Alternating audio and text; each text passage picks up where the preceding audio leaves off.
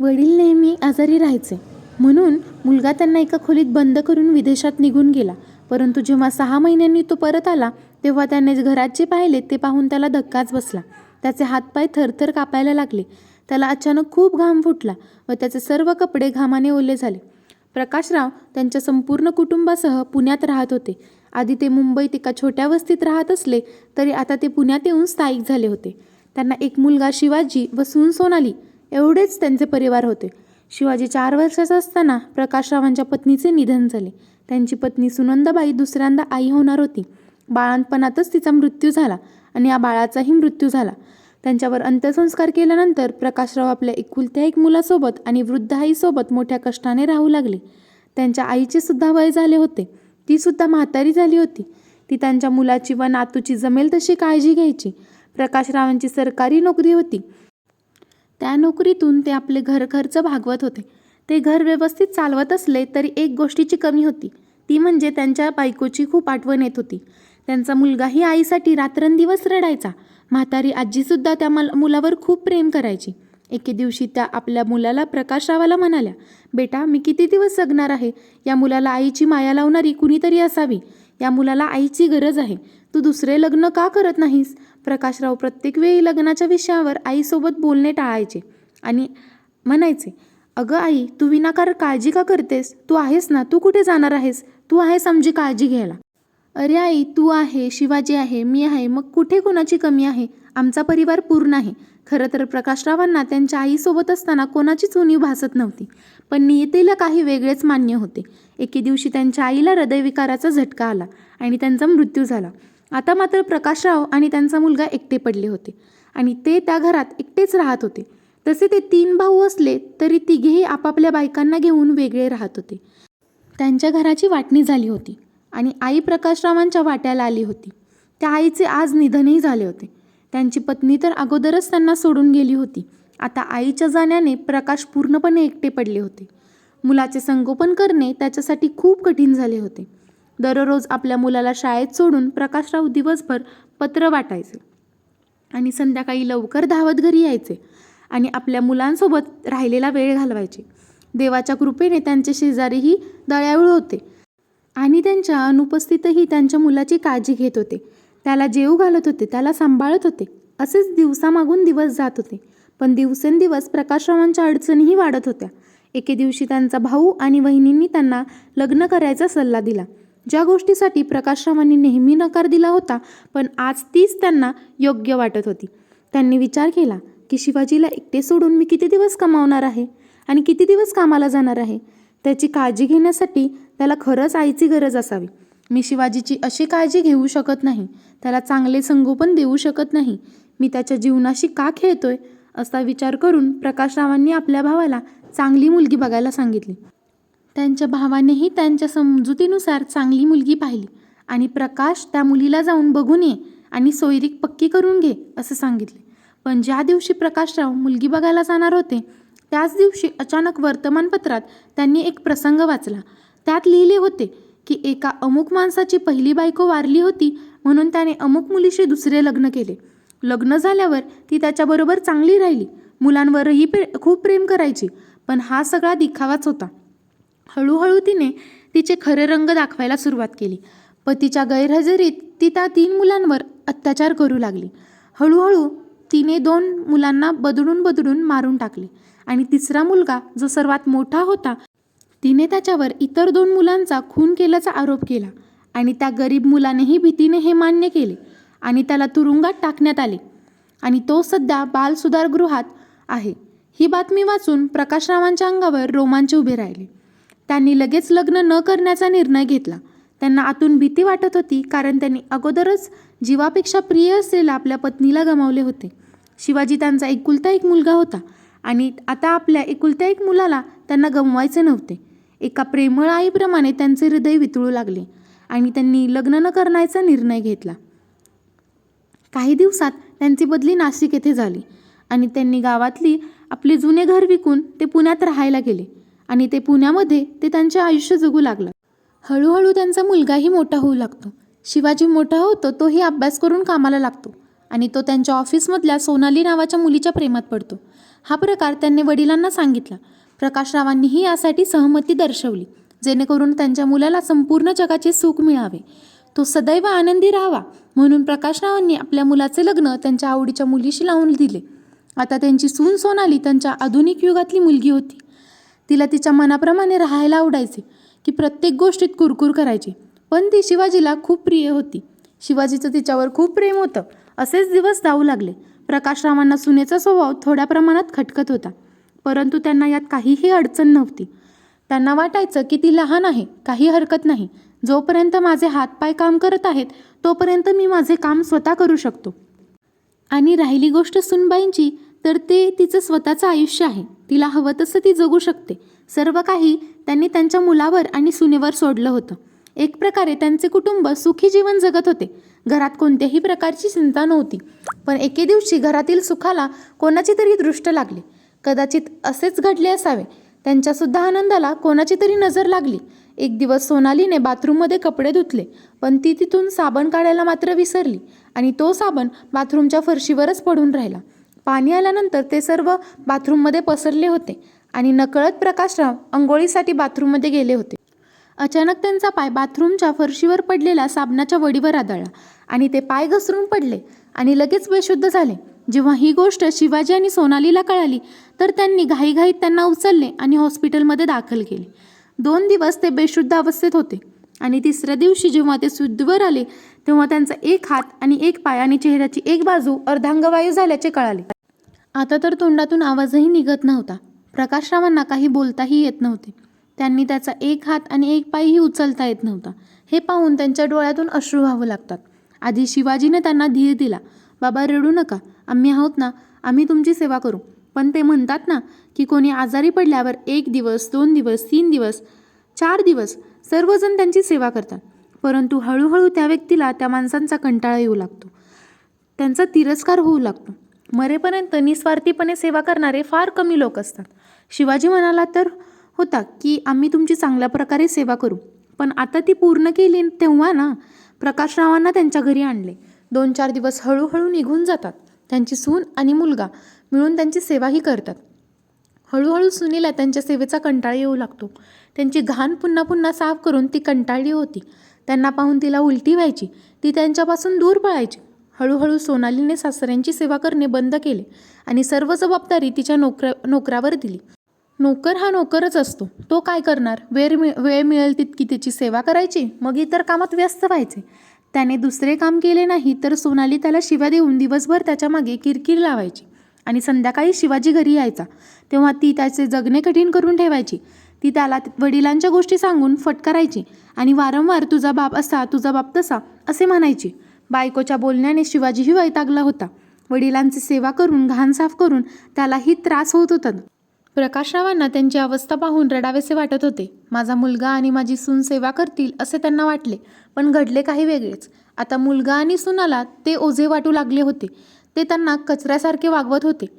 तो कचरा ज्यांची दिवसेंदिवस दुर्गंधी यायला लागते आणि लोकांना लवकरात लवकर तो कचरा घराबाहेर फेकून द्यायचे असते, अशी अवस्था आता प्रकाशरावांची झाली होती. तो बाप आता मुलाच्या व सुनेच्या नजरेत फक्त कचरा होता. एक दिवस सोनालीचा भाऊ आणि वहिनी तिच्या घरी आले होते. घरी सोनालीचा वाढदिवस होता. वाढदिवस मोठ्या धूमधडाक्यात साजरा केला जात होता आणि खूप धमाल केली जात होती. प्रकाशराव तिथेच व्हीलचेअरवर बसले होते. त्यांना खूप जोरात टॉयलेट आली होती, परंतु त्यांना सांगता मात्र येत नव्हते. किती वेळा प्रयत्न केला, पण सांगता मात्र आले नाही. त्यांच्या चेहऱ्यावरचे हावभाव बघायला कोणालाच वेळही नव्हता. वाढदिवसाच्या पार्टीत डीजे वाजत होता. ते सर्व आनंदाने गात होते आणि नाचतही होते. अनेक प्रकारचे पदार्थ चकत होते, पण प्रकाशरावांच्या चेहऱ्यावर काय भावना आहेत हे पाहण्यासाठी कोणीही त्यांच्या चेहऱ्याकडे पाहिले नाही. प्रकाशरावांना ते सहन झाले नाही आणि त्यांनी व्हीलचेअरवरचे कपडे खराब केले. जेव्हा विष्ठेचा घाण वास येऊ लागला, तेव्हा ही दुर्गंधी कुठून येत आहे असा प्रश्न लोकांना पडला. मग सोनालीने प्रकाशरावांकडे बघितले, तेव्हा प्रकाशराव डोळे मिटून अत्यंत दयनीय अवस्थेत सारखे रडत होते. परंतु सोनालीला त्यांची दया आली नाही. ती उलट रागवली आणि सासऱ्यांना ओढून एक चापट मारली आणि व्हीलचेअरवरचे ओढून बाथरूममध्ये घेऊन गेली आणि त्यांना बाथरूममध्ये ढकलून दिले. प्रकाशराव असहाय्यपणे बाथरूममध्ये पडले. सोनालीने तिच्या नोकराला सगळी घाण साफ करायला सांगितली आणि पाय आपटत ती तिच्या खोलीत आली. तिने तिचे पती शिवाजीला वाईट बोलायला सुरुवात केली की आता खूप झाले, पाहुण्यांमध्ये माझा खूप अपमान झाला आहे, आता घरी आनंद साजरा करणे सुद्धा कठीण झाले आहे. या म्हाताऱ्याची विस्तार दिवसभर पाहावी लागते. आश्चर्याची गोष्ट म्हणजे त्याच्या मुलालाही वडिलांबद्दल वाईट वाटले नाही. सर्व पाहुणे निघून गेले. आता शिवाजी त्यांच्या वडिलांची गैरवर्तन करू लागला होता. त्यांना वाईट साईड बोलू लागला होता. बिचारा नोकरने प्रकाशरावांना स्वच्छ केले, त्यांना स्वच्छ कपडे घातले, व्हीलचेअर साफ केली आणि त्यांना खोलीत आणून त्यांना जेवण भरवले. प्रकाशरावांचा मुलापेक्षा चांगला तो नोकर होता, जो काही पैशांसाठी त्याची सेवा करत होता. फक्त काही पैसे मिळत होते म्हणून, कारण तो माणूस गरीब होता. पण ज्या बापाने संपूर्ण संपत्ती आपल्या मुलाच्या स्वाधीन केली, त्याला संपूर्ण सुख दिले, त्याची प्रत्येक इच्छा पूर्ण केली, एक आई बनून दिवसभर धावपळ करत राहिला, क्षणभरही विश्रांती घेतली नाही, संपूर्ण आयुष्य त्याच्यासाठी समर्पित केले, आज तोच मुलगा त्याच्या बापाला समजून घेत नव्हता. त्याच्यापेक्षा चांगला एक नोकर होता, जो त्याची सेवा करत होता. कशी तरी रात्र निघून जाते. सकाळ झाली. सकाळचे वातावरण चांगले नव्हते. सुनेने घरात सर्वत्र शोकाकुल वातावरण निर्माण केले होते. जणू कोणाचा तरी मृत्यूच झाला आहे. आणि असेच 4 दिवस निघून जातात आणि शिवाजीला परदेशातून पत्र येते. त्याला परदेशात एका चांगल्या कंपनीत नोकरी मिळाली होती. त्यासाठी त्याने आधीच अर्ज केला होता. आता त्याच्या आनंदाला सीमाच राहिली नव्हती. त्याची पत्नी तर आणखीनच खुश झाली. चला, शेवटी या म्हाताऱ्यापासून दूर जायची वेळ आली तर. आता दोघेही मोठ्या उत्साहाने तयारी करू लागले. 10 दिवसांनी त्याचा विजाही बनवून तयार झाला होता. बायकोसोबत सर्व सामान बांधून घराच्या मुख्य खोल्यांना कुलूप लावून त्याच्या चाव्या स्वतःकडे घेऊन त्याने वडिलांच्या खोलीची चावी नोकराला दिली, असे सांगून की तू बाबांची काळजी घे, त्यांना वेळोवेळी खाऊ पिऊ घाल, काही अडचण असली तर मी तुझ्या खात्यात पैसे टाकत राहीन आणि बाबांची काळजी घे, असे सांगून तो निघून जातो. शिवाजी आपली सर्व जबाबदारी आपल्या नोकरावर टाकून पत्नी आणि सामानासह आनंदाने विमानतळाकडे निघाला. तो परदेशात निघून जातो. आता फक्त त्या घरात नोकर आणि प्रकाशराव दोघेच राहिले होते. नोकर चांगल्या सेवकाप्रमाणे आपल्या मालकाची सेवा करू लागला. त्या घरात त्याला कशाचीही कमतरता नव्हती. तो प्रकाशरावांची काळजी घेत असत. प्रकाशरावही नोकरावर खूप खुश होते. एके दिवशी सकाळी प्रकाशरावांच्या औषधाची वेळ झाली होती. तेव्हा नोकराने स्वयंपाकघरात पीठ संपल्याचे पाहिले. आता भाकर किंवा पराठा बनवायला पीठ नव्हते, जेणेकरून तो काहीतरी बनवून प्रकाशरावांना खाऊ घालून त्यांना औषधे खाऊ घालू शकेल. त्याने विचार केले की काही हरकत नाही, आपण बाजारात जाऊन पीठ आणि काही आवश्यक वस्तू घेऊन येतो. असा विचार करून तो गरीब नोकर बाजाराच्या दिशेने निघाला. त्याने बाजारातून ब्रेडचे पॅकेट घेतले, काही आवश्यक वस्तू खरेदी केल्या आणि पीठ विकत घेऊन घरी यायला लागला. त्यानंतर अचानक एका अनियंत्रित कारने त्याला रोडवर धडक दिली. टक्कर इतकी भीषण होती की तो जोरात खाली पडला. त्याचे डोके पूर्णपणे फाटले होते. स्थानिक लोकांनी त्याला रुग्णालयात दाखल केले. डॉक्टरांनी चेक केले. डोक्याला मार लागल्याने प्रकृती गंभीर असून तो कोमात गेल्याचे स्पष्टपणे सांगण्यात आले. गरीब नोकर, जो प्रकाशरावांचा एकमेव आधार होता, तोही कोमात गेला. कोमात गेलेली व्यक्ती मृत व्यक्तीसारखीच असते, फक्त तो श्वास घेत असतो. इकडे नोकराने प्रकाशरावांना त्यांच्या खोलीत बंद करून घराला बाहेरून कुलूप लावले होते. त्याने विचार केला की खोलीला कुलूप लावले नाही तर घरात खूप माल आहे, काही पैसे सुद्धा आहेत, दार उघडे सोडले तर चोर येतील आणि चोरी करतील. असा विचार करून नोकराने खोलीचे दार बंद करून घराला कुलूप लावले आणि चावी सोबत घेतली होती. आता तो कोमात गेला होता. बिचारे प्रकाशराव त्या खोलीत भुकेने आणि तहानेने कासावीस होत होते. त्यांनी शेजाऱ्यांना आवाज देण्याचाही प्रयत्न केला, पण तोंडातून आवाज निघत नव्हता. अर्धांगवायू झाल्यामुळे त्यांना स्पष्ट बोलता येत नव्हते. त्यांनी दार ठोठावण्याचाही प्रयत्न केला, तरी हात काही चालत नव्हते. एका हाताने ठोठावल्यावरही आवाजही निघत नव्हता, जेणेकरून लोकांना तो ऐकू येईल. प्रकाशरावांची अवस्था खूपच बिकट झाली होती. 10 दिवस झाले होते, तरी ते एका जागेवरच होते. त्यांनी केलेल्या घाणीमध्ये लोळत होते. ते डोळ्यात अश्रू आणून विचार करत होते की या दिवसासाठीच मी माझ्या मुलाला लहानाचे मोठे केले होते का? मी त्याच्यावर माझा जीवही ओवाळून टाकत होतो. तो लहान असताना मी त्याचे सर्व काही केले.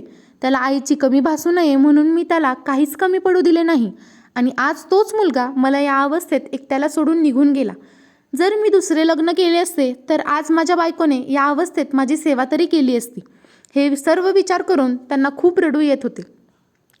लहान मुलासारखे ढसाढसा रडतही होते. परंतु त्यांचे आवाज ऐकायला तिथे कोणीही नव्हते आणि त्याच अवस्थेत पडून होते. असे करत करत 10 दिवस निघून जातात. 11व्या दिवशी बिचारा वृद्ध प्रकाशरावांचा काहीही न खाण्यापिण्यामुळे दुर्दैवी मृत्यू होतो.